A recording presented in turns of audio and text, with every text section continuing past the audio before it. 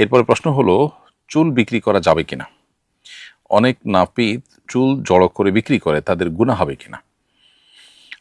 উত্তর হলো যে মানুষের শরীরের কোনো অঙ্গ প্রত্যঙ্গ, শরীরের কোনো অংশ বিক্রি করা জায়েজ নয়, সেটা জীবিত মানুষের হোক কিংবা মৃত মানুষের হোক।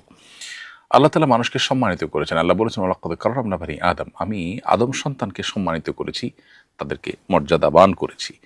তো মানুষের শরীরের কোনো অংশ কেনাবেচা এটা মানুষের প্রতি মর্যাদার পরিপন্থী আচরণ বা কাজ। এজন্য ইসলাম এটাকে অ্যালাউ করে না, জায়েজ করে না। এজন্য আমাদের উচিত এবং কর্তব্য হলো যে এ জাতীয় বিষয় থেকে বেঁচে থাকা। সামান্য একটু লাভ বা দুনিয়ার একটু সুবিধার মোহে আমরা যেন এই লোভে যেন আমরা আল্লাহর যে নির্দেশনা সেটা যেন আমরা লঙ্ঘন না করি। জন্য সমস্ত ফকিগণই অলমোস্ট একমত যে মানুষের শরীরের কোনো অঙ্গ প্রত্যঙ্গ বিক্রি করা জায়েজ নাই। হ্যাঁ, কেউ কিনতে নিরুপায় হলে, কিডনি কিনতে হলো, তাহলে নিরুপায় ব্যক্তির জন্য কেনা জায়েজ আছে, কিন্তু চুল কেনা বেচার ব্যাপারটা নিরুপায় হওয়ার মতো বিষয় নয়।